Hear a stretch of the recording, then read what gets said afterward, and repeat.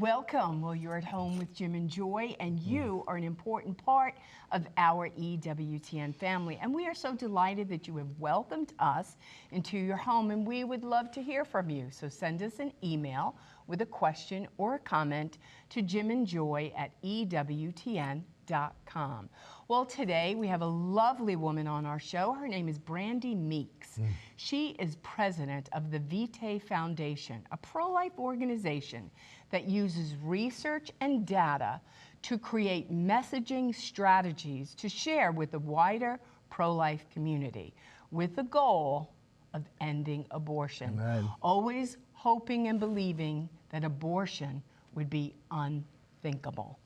And then tomorrow, it will be Mother Angelica's 100th birthday. How exciting.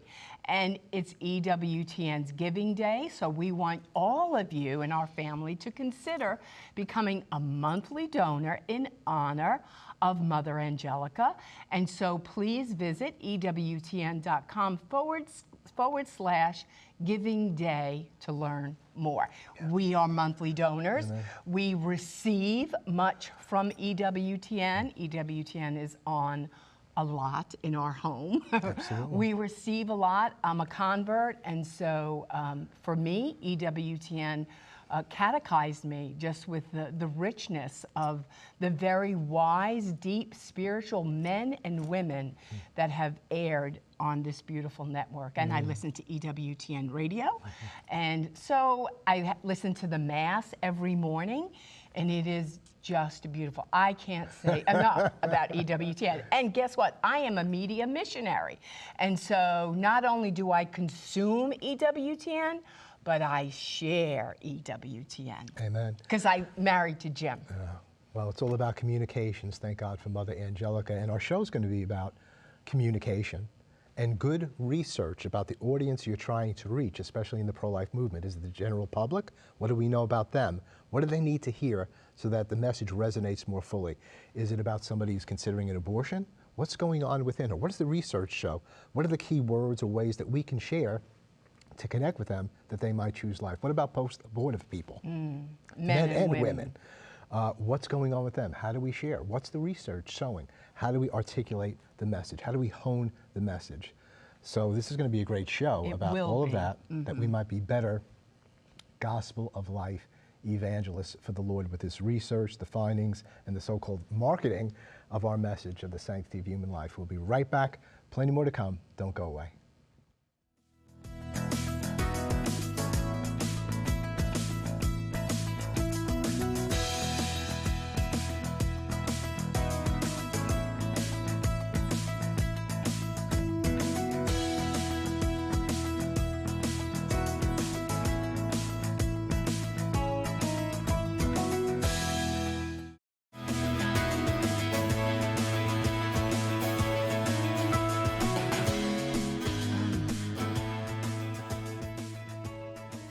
Welcome back. Well, you're at home with Jim and Joy, and today our guest is Brandy Meeks. She's the president of Vitae Foundation, a pro-life organization that uses research and data to create messaging strategies to share with the wider pro-life community with the goal of ending abortion.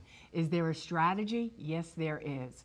So we want you to go to their website. It's vitaefoundation.org. Well, Brandy, we are excited to have you. As you know, we're swimming in the same waters of the pro-life community with you. Yes. So first we want you to tell our family a little bit about you, and then about the foundation of this beautiful organization, Vitae, that you're a part of. Wonderful. Well, thank you so much for having me. What an honor it is to be able to be with like-minded people as we are battling this culture issue together. So thank you for that. I am the president of Vitae Foundation, but I actually got my start in the pro-life movement long before that. I was a pregnancy center director up north of Kansas City, Missouri for a few years. And then I went to work for Vitae Foundation as their director of marketing. And then I went to work for Abby Johnson, helping rescue abortion workers from the abortion industry for about 4 years. Then there were none. Yeah, and then there were none. We also helped start pro-love ministries as well so that we could help women that found themselves in unexpected pregnancies be able to fill in the gaps for them as well. So things that might be material assistance, things to be able to supplement what the pregnancy centers are doing. Very honored to be able to help Melissa Oden help get Abortion Survivors Network started.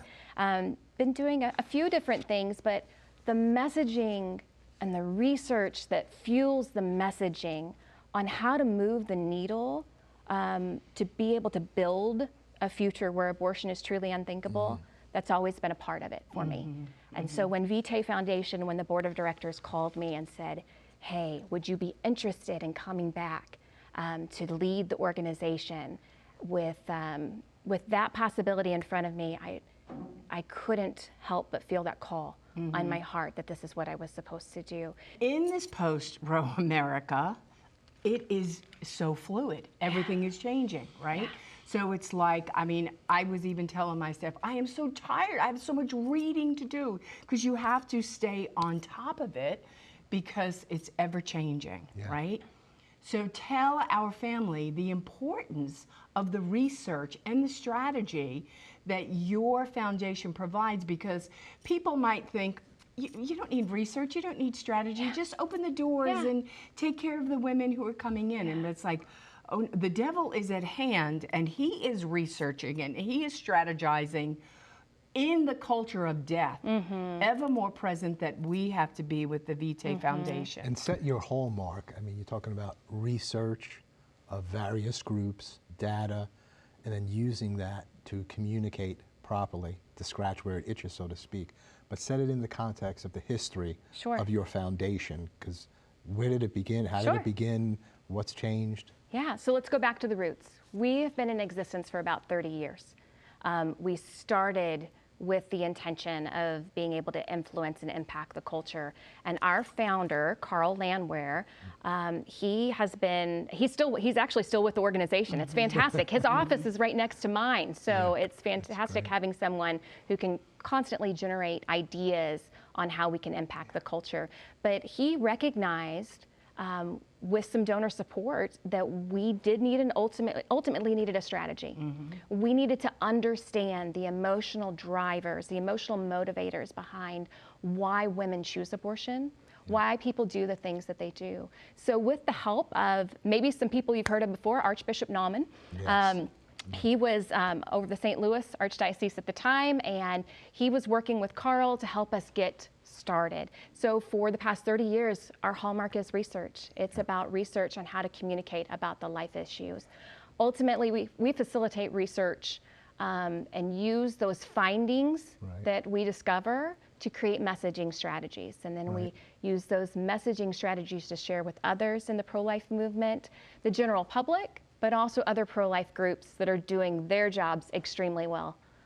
And we are able then to build a future really where culture of life is highlighted, and we can defeat the culture of death and make abortion truly unthinkable. So 30 years ago, it was commercials. Right. Because everybody was home watching TV. That's right. But now nobody watches TV. Well, we're watching TV, right? WTN. But I mean, the deal is that people aren't watching TV as much as they did, as frequently as they did. And so you've also had to pivot. Where do they live? How do we reach them? Where do we find them? So good, so good. You're right. Consumer behaviors have changed. The emotional motivators haven't changed. That's the beauty of right brain research, is that the emotional research we've done is still effective and as impactful today as it was when we started doing it 30 years ago. We can still use those findings. It's different than traditional research, but patterns have changed with the way people engage with media, right? They're on their phones. And so we had to look, about 15 to 20 years ago, we made a shift to start working with pregnancy centers specifically to help them be able to reach their target audience, to be able to reach more women who are actively considering abortion. How do you communicate with them? It's not about talking with them about the baby, we've got to talk to them about them, right? Because they're making this decision and they're trying to decide, when you say choose life to them, they're trying to decide, whose life? Whose life am I going to choose? My life, because my life is going to be drastically changed, right? Or this life inside of me. And so we discovered that we had to focus on her. And then as we are able to reach her and help the pregnancy centers reach her, we've seen great success in that and being able to help them choose life through that process. So that was about 20 years ago that we made that shift, and now we're actually looking. We are refreshing some of those original ads campaigns that we did, because the beauty is now that although it's not the traditional television as what it was 20, 30 years ago, streaming services are available, and so we are thinking about using some of those original campaigns and refreshing those with some of the latest research that we've done as well to understand what education campaigns need to be out there. Things that are coming out, some of our latest studies include people don't really understand what the abortion pill is. They don't know. They know what it does, but they don't really understand that it ends the life of a child. Right? They don't understand that. And there are some other things that are coming out of the messaging campaigns as well that we're going to be able to utilize to help move the needle on that, to help people choose life, to help people really recognize life for the gift from the Lord that it is. And that's what we do. Yeah. How do you go about researching? I mean, do you get a group of women together and get their sense, their emotions on abortion or choosing life?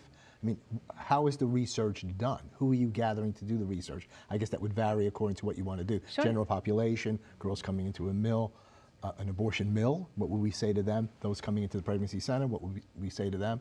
What do we say to people who've come to our center and then they leave, but we have the information? Maybe we can communicate beyond our center. But how do you gather? Are you gathering people together? How do you find out what they're thinking? It depends on what it is you're trying to find out, what you're trying to discover, what questions you want answered will dictate what demographic that we need to dial into. In some cases, we simply want people who have heard about abortion, right? What cultural things are impacting and influencing their decisions about life in comparison. In other cases where we might want people who have actively have had an abortion experience themselves, that varies from study to study. But really what we're trying to get at is the emotional drivers. So we have them visualize the experience that as they've gone through it, so that then we're able to see what it was that brought them to that decision, what emotional things they are still connecting with that decision that they made. And that allows us to understand more about how we can message to then connect with those emotions, right? For other people that might be in similar experiences. Yeah. I remember, I've been in the movement for quite some time, in the 80s and so on, and when people really first began going out to abortion mills and trying to make an appeal. And we should always, share about the child. And yet there was a woman by the name of Karen Black who was a great person in the movement, and she spoke with us and she said, you know what, these women primarily are not thinking about the baby. They're thinking about themselves. And it was kind of like, well, we've got to save one of the best ways to save this child is that, what is she thinking about? And then there was Joe Scheidler's group in Chicago area. And for them, it was, we need to share with them what we know has happened inside that clinic. So I started sharing with girls going in. I know 4 girls who died in here. Can I talk to you further about what's happening in this place? Do you know the injuries that can happen? Do you know all the resources that are here for you? And it really does help because she is thinking about herself, including, when we're in the pregnancy medical centers as well, focusing upon what's really going on in your life. What are your needs? What are you sensing now? And just slowing it down. But yeah, so that's, it's woman-centric. Absolutely. We have a pro-woman approach. Those are the words that we use. We need to make sure that we are focusing on her. Not because we don't want to save the baby. Of course we want to save the baby, right? The baby is the innocent bystander in this issue, right? The victim. But we also recognize that women are victimized as well. They are manipulated. They are lied to. The abortion industry, they their whole goal is to manipulate women. And so, and with knowing that, right, that really helps shape the messages that we carry to them. That's why when you're talking about telling them about other experiences that have happened there, that's why it's effective. Because they can see themselves in that position, right? And they know that you're trying to protect them for who they are, right, as women, not just trying to talk past her and only seeing the life that's growing inside of her. Yeah. And you know, we would stand out in front of the abortion clinic many years ago when I did do this, and you could do this. I don't think you could do it today, but you know, I would say to a girl, "What's it going to take for you not to go in that center today and abort that baby?" And one girl said to me, "Well, I don't have a place to live." Yeah. And so we as the pro-life community, whether we're in the Pregnancy Resource Center, or at abortion mills, or we're in states where abortions are still happening, we have to be able to empower that woman to be able to make the right choice for herself and for the baby, right? And so I said to this girl, "Well, then come home and live with me." Oh my goodness. And she did, and we did that joy. 5 times. Oh, Jim's like, yes, it happened. No, we did. It definitely we did happened. that 5 times. And my kids came home from school and they're like, "Mama, who's the lady in the living room?" And I say, "Well, she's going to live with us for a while."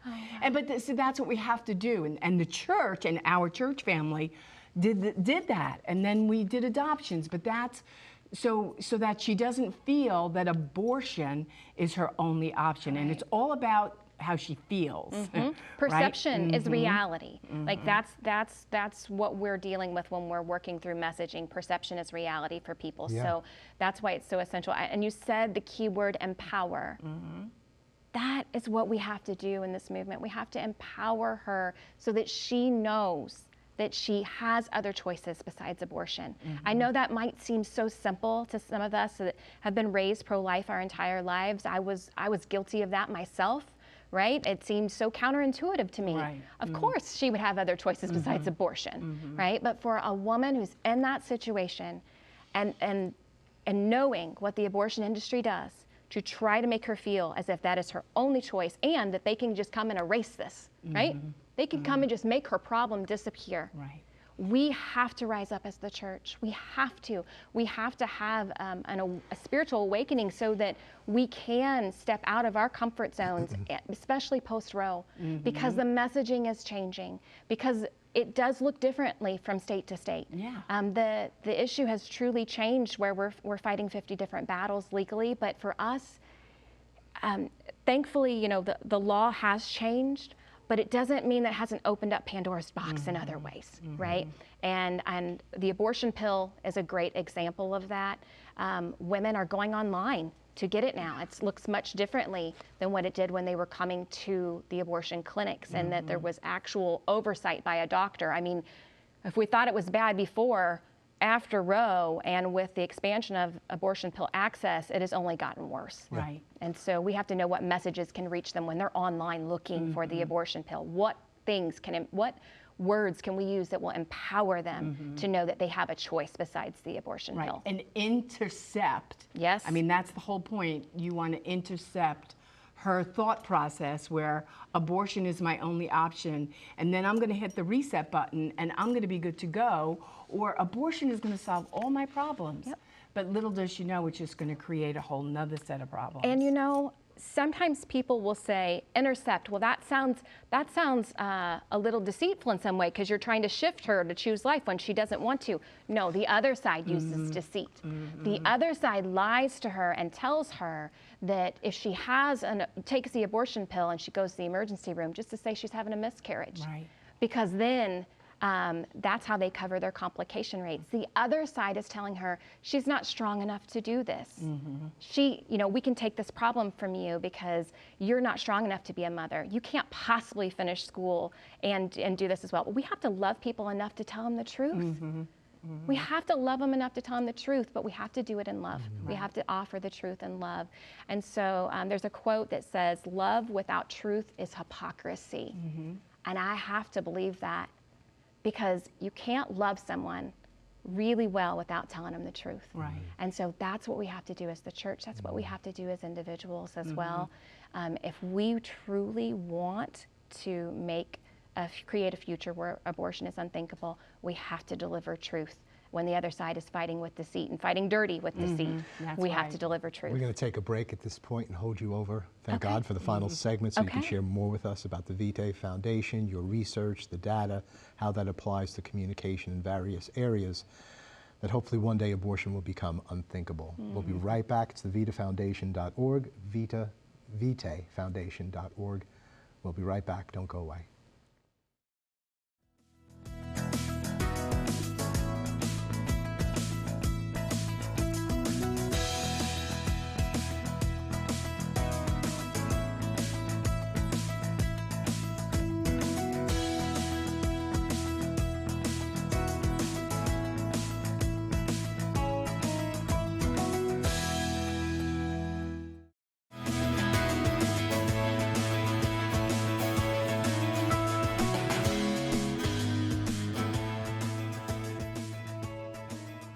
Welcome back. Well, you're at home with Jim and Joy, and we have Brandy Meeks with us today. And we're going to show you a video about what they do, how they do what they do. And the person who's speaking is Dr. John Bruchowski, That's right. And he is on their board. It will be a familiar voice to you because he's been on Pro-Life Weekly. He's been on EWTN News Nightly. former abortionist who he's got a former converted, abortionist who got converted, and he's also been on At Home. So we'd like to show you this video. What Vitae does really falls into 4 simple steps. They identify the need for research based on the evolution of the abortion issue. They conduct the research using emotional research methods. They test their messaging with real women across the country, and then they share what they've learned with the world. All of this is done with the ultimate goal of saving more women and babies from abortion. Well, that's it in a nutshell. That was very well said. So we just turn this over to you, your thoughts on that video, what you do, or what we can do to help support life and the movement that you're all about, which is research, good data, communications. What can the local church be doing? Wonderful. Well, I have 3 quick ways that the local church can be helping. The first one is to find your local pregnancy center and support them. They need you now more than ever. In this post-Roe world, this is part of that strategy. Make sure that your local pregnancy center knows about Vitae Vault. That's a resource that we have available at no charge to the centers around the world. So that's a really great opportunity to be able to connect with them, but make sure that they're a part of your mission budget. Make sure that they're a part of your household budget to support them. Just can't say that enough. And I know, Joy, you know that well, right? Jim knows it. He's the fundraiser. Excellent. Number 2, the Pro-Life Women's Conference. It's a national conference. I believe this is year 6 or 7. Forgive me for that, Abby Johnson. But I've been a part of that since the very beginning. I've been to every single one of them. It is the place where I realized that I have been working in the pro-life movement for a lot longer than just the time that I spent at the pregnancy center. When I was working with at-risk youth to help them reach their fullest potential, when I was working with seniors with end-of-life issues, all of these things are about being pro-life. All of these things are about helping people reach their fullest potential that the Lord has for them. That event is June 23rd through the 25th. You can go to prolifewomen.com to find out more details. This year, it's just outside of St. Louis, Missouri. It's in St. Charles, Missouri, which is kind of in Vitae Foundation's backyard. It's right down the road from us, but we would love to have you. We have a lot of really great speakers, and I think it's a wonderful opportunity to truly understand how you can serve in the pro-life mission field in your own backyard. Number 3, please go to VitaeFoundation.org.